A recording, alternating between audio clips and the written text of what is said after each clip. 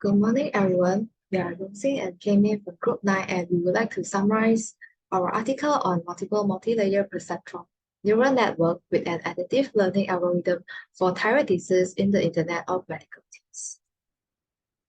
The content of this video will include introduction, principle, methods, results, and conclusion. The main objective of this study is to improve the diagnosis accuracy of thyroid disease from symptomatic reports and examination results using artificial neural network in IoMT system. Before we go into the study, let me give you some brief ideas about artificial neural networks and IoMT system.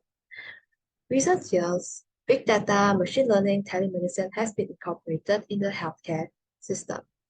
Internet of Medical Things is one of the medical information systems that gets special attention among others. For example, X-ray, MRI images, and laboratory examinations results is part of the IoMT.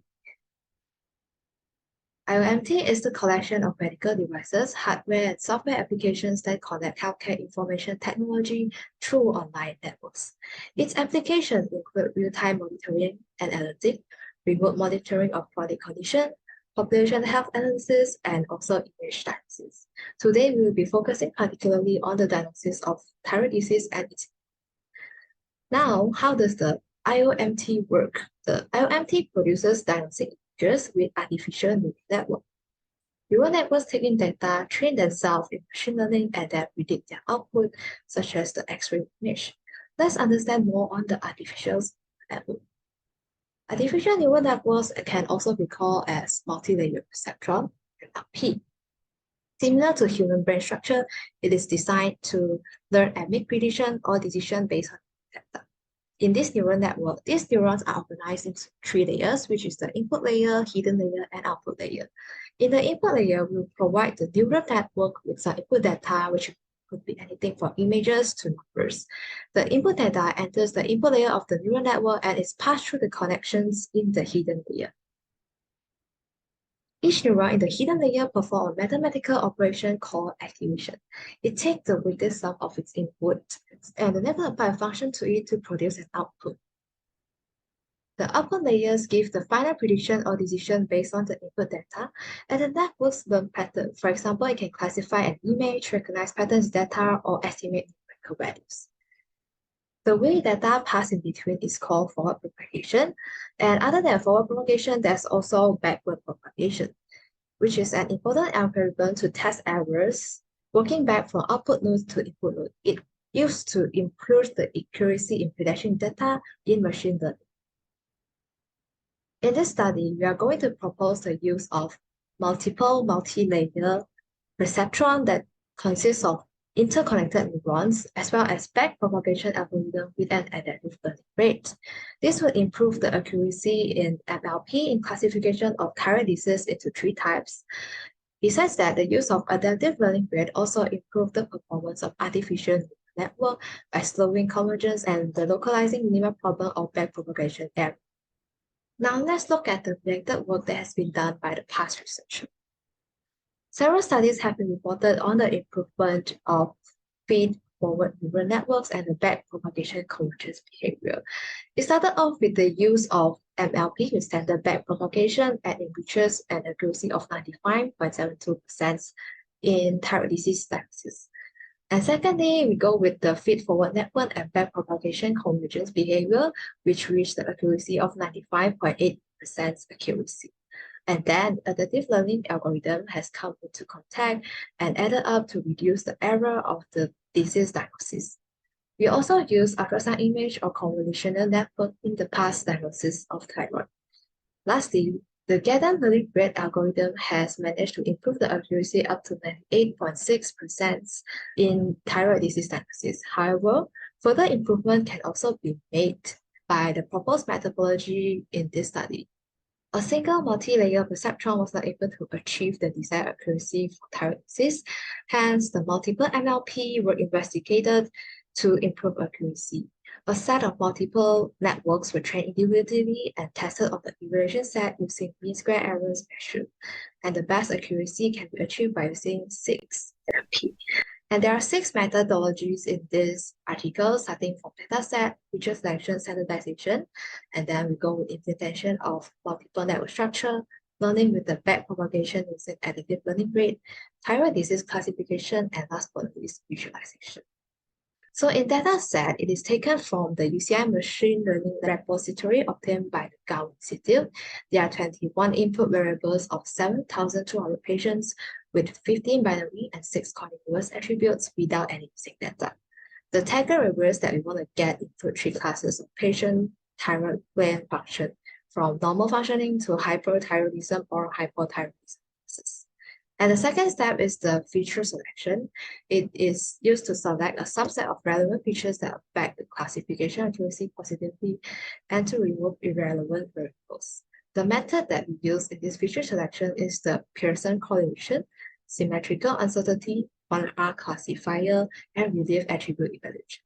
The score is calculated based on ranking, and thresholds is adjusted to select the highest score. As shown in the picture here, those features that were scored higher than the pointed threshold were selected, and the other features here were discarded.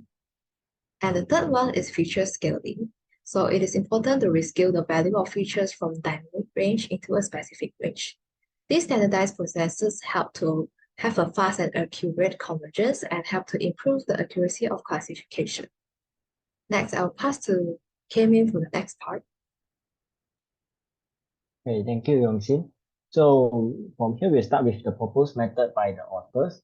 So based on the proposed method by the authors, this study used multi-layer perceptron neural network with improved backpropagation using an adaptive learning rate. So the image on the right shown in the slide is a view of one neural network with input, hidden, and output layer as mentioned by Yong just now. In the study, the proposed method is using 6 neural networks to form a multiple multi-layer perceptron neural network, or known as MMLP, as research method. Next slide. As mentioned before, there are 3 components in the neural network: input, hidden, and output layer. After feature selection, there are 12 parameters used as input layer. For example, age, sex, on tyrosine, pregnant, thyroid surgery, goiter, hypopituitary, TS, T3, T4, T4U, and FTI. Only one hidden layer is used with 8 hidden neurons within it. The number of hidden neurons can be calculated using the formula in the slide. Lastly, output layer is made out of normal function, hyperthyroidism, and hypothyroidism. Next slide. For learning rate, the authors use step-based learning out of time-based and exponential learning rate. The formula is used to calculate the suitable learning rate for machine learning. Learning rate with the best performance will be shown in the results section. Not to forget that the authors use improved backpropagation learning model as well. Next slide. From this slide onwards, all the results are presented part by part. Figure 5 shows the comparison of the combination number of networks. For example, one network represent by NN1, two network represented by NN2, and so on. Regarding the accuracy and MSE, or mean square error. Theoretically, as accuracy increases, MSE will drop. From here, we can interpret that the NN6 network has the highest accuracy and lowest MSE, which concludes the best performance, whereas NN1 has the lowest accuracy and highest MSE. From table 3, the result has shown that proposed MMLP method increase in accuracy of result for 99% compared to the standard backpropagation method of 94.4% in overall.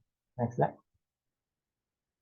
Here, diagram showing that the improved backpropagation learning rate has higher true positive rate than standard backpropagation. Blue color represents normal function, and green color represents hypothyroidism, whereas green color represents hyperthyroidism, whereas red color represents hypothyroidism. Next slide. Figure 8 shows the comparison of the effects of different learning rate values on average MSE on the proposed method. When there is lower learning rate, the specific neural network will produce higher average MSE. So we can conclude that the ideal learning rate is set at 0.55 given by 6 networks method. Next slide. Overall, the improved backpropagation methods needs shorter time to interpret all neural networks. It only needs 18 seconds in total, in which 3 seconds per neural network, while the normal backpropagation method needs 114 seconds in total. Next slide.